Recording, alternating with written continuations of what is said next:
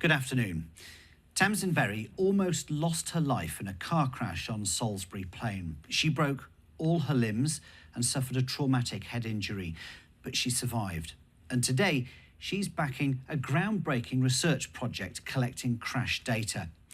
Road traffic collisions cause 30,000 deaths and serious injuries each year in Britain. As well as the human cost, the economic cost is put at £42 billion.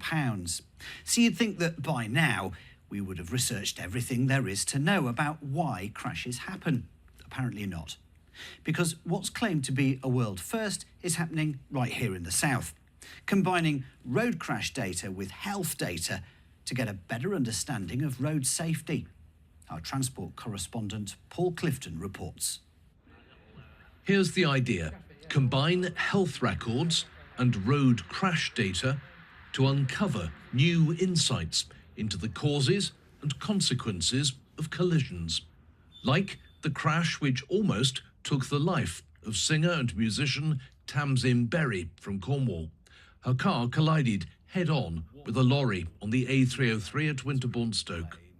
I broke both arms, my left leg, both knees, right foot, punctured lung, fractured skull, brain bleeds. I think that's it. I lost a finger. Tamsin almost died, saved by the crew of Dorset and Somerset Air Ambulance. She lost half her blood.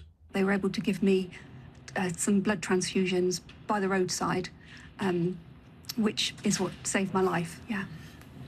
Now a research project will link data from ambulances, police, hospitals, government and coroners.